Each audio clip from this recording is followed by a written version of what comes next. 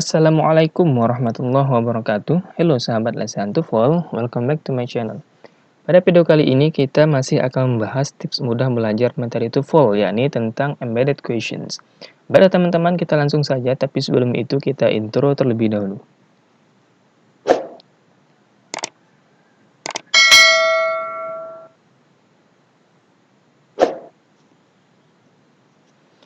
First, what is an embedded questions? An embedded question actually doesn't ask a questions. Nah, pada video sebelumnya juga telah kita pelajari mengenai 3 jenis kalimat. Jenis yang pertama itu affirmative sentence atau kalimat yang positif. Ini contohnya, bisa teman-teman lihat di situ. Jenis yang kedua negation sentence atau kalimat negatif. Ini contohnya dengan ciri khasnya itu memiliki partikel not di dalamnya. Dan jenis yang ketiga question sentence. Ya, dengan ciri khasnya itu diawali dengan verb, bisa berupa linking verb, auxiliary verb, ataupun question words. Nah, ini adalah daftar dari question word atau kata-kata tanya yang bisa kita gunakan untuk membentuk sebuah kalimat question sentence. Kemudian diakhiri dengan ciri khas yang kedua itu diakhiri dengan question mark. Nah, ini adalah dua ciri khas dari jenis yang ketiga, ini question sentence. Nah, an embedded question sebenarnya dia itu bukan menanyakan tentang suatu atau sebuah pertanyaan. Jadi, an embedded question ini bukan termasuk jenis yang ketiga ya, bukan. Tetapi, an embedded question bisa berbentuk jenis yang pertama, affirmative sentence, dan bisa juga berbentuk yang kedua, negation sentence. Lalu kenapa di sini ada kata questions? Iya, walaupun an embedded question ini berbentuk jenis yang pertama dan jenis yang kedua, tetap an embedded question itu kalimatnya tetap memerlukan ini question word di dalamnya. Ya, nanti akan kita berikan contoh agar lebih mudah dipahami. An embedded question indicates that the subject has a question that it is not answered yet. Perhatikan teman-teman, jika kita perhatikan statement di atas, an embedded question dan question sentence ini memiliki kesamaan dalam hal the subject has a question ya. Jadi masih memerlukan jawaban dari pertanyaan yang belum terjawabkan. Tapi bedanya an embedded question ini adalah jenis kalimat yang pertama affirmative juga bisa berbentuk jenis yang kedua negation dan dia bukan berbentuk jenis yang ketiga question sentence. Perhatikan contoh berikut. We haven't ascertained where the meeting will take place. Perhatikan teman-teman. Subjeknya di sini adalah we ya. Nah, si subjek we ini masih memiliki pertanyaan yang belum terjawabkan. Perhatikan, we haven't ascertained where the meeting will take place. Subjek we ini masih memiliki pertanyaan di mana the meeting akan diadakan. Jadi, dia masih memiliki pertanyaan di mana letak dari rapat atau meeting ini akan diadakan. Nah, itulah dimaksud dengan embedded question. Walaupun dia ini jenis yang kedua ya, ini negation sentence. Perhatikan ya, ada artikel atau particle not di situ. Kemudian harus memerlukan kata bantu question word dalamnya. Nah, di sini were. Nah, ini yang dimaksud dengan embedded question. Formulanya, jadi embedded question ini memiliki rumus tersendiri. Subject one plus verb, jadi bisa verb tunggal ataupun verb phrase nanti. Kemudian diikuti oleh question word, kemudian diikuti oleh subject to, kemudian diikuti oleh verb. Nah, di sini ada sebuah catatan. There must not be an auxiliary between the question words and the subject to in embedded question. Nah, perhatikan pada bagian di sini ya, antara subject to dengan verb, bahwa di situ tidak boleh ada sebuah auxiliary verb antara subject to and verb. Jadi langsung saja subject plus verb.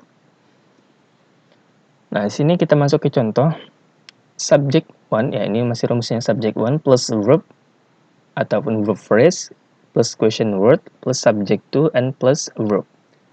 Nah, ini asalnya sebuah imperative sentence atau question sentence.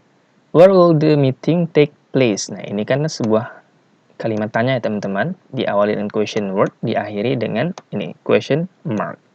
Nah, dari pertanyaan di atas kita bisa membentuk sebuah embedded questions. Nah, bisa berbentuk nanti affirmative sentence maupun negation sentence. Nah, ini kita ya.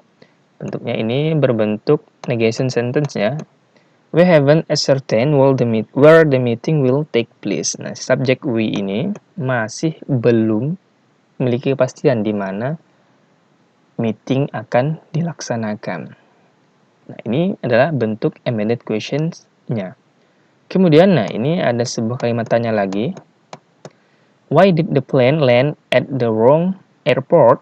Nah, itulah kalimat tanyanya. Nah, dari kalimat tanya di atas, kita bisa membentuk sebuah embedded question atau statement baru. Seperti berikut. The authorities cannot figure out why the plane land at the wrong airport. Nah, perhatikan. Embedded question di bawah ini juga masih berbentuk negation sentence.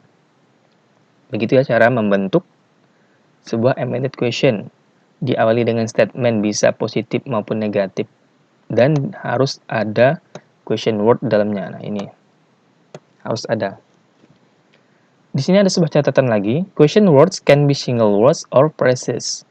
Phrases include whose plus noun, how many, how much, how long, how often, what time, and what kind. Jadi, question word ini tidak hanya selalu berbentuk tunggal, seperti telah saya tampilkan di slide awal, misalnya who, why, where, when. Nah, tidak selalu seperti itu, juga dia itu bisa berbentuk phrases seperti ini, whose plus noun, how many, how much, how long, how often, what time, and what kind. Kita masuk ke contoh. Number 1. The professor didn't know how many students would be in her afternoon class. Perhatikan, the professor ini subjeknya, didn't know ini menandakan kalimat negatif atau negation sentence. How many students? Nah, ini adalah question word yang berbentuk phrases ya, tidak tunggal how saja, tetapi dia ada tambahan how many students. Nah, ini adalah question word-nya dalam embedded question, letaknya di tengah ya. Would be in her afternoon class. Nah, perhatikan teman-teman, antara question word ini dengan ini tidak ada auxiliary-nya. Contoh yang kedua, I have no idea how long the interview will take. Perhatikan subjeknya ini I have no. Nah, ini masih menandakan negation sentence ya, jenis kalimat yang kedua. How long ini question words-nya berbentuk phrases. Ada how plus long the interview will take. Contoh yang ketiga, I'll tell you what kind of ice cream tastes best. Nah, di sini subjeknya I, kemudian diikuti oleh question word, word kind berbentuk phrases ya. Ada word plus kind di sini, lalu diikuti oleh ini kalimat yang kedua. Contoh yang terakhir. Nah, ya. The teacher asked us whose book was on his desk. Subjeknya ini the teacher, kemudian diikuti oleh question word di tengah-tengah ini dalam bentuk phrases, ini menandakan sebuah embedded question, lalu diikuti oleh verb was di sini on his desk. Nah, perhatikan yang keempat ini merupakan jenis kalimat yang pertama, yaitu affirmative atau positive sentence. Okay, thank you for your attention, thank you for your watching, see you to the next video.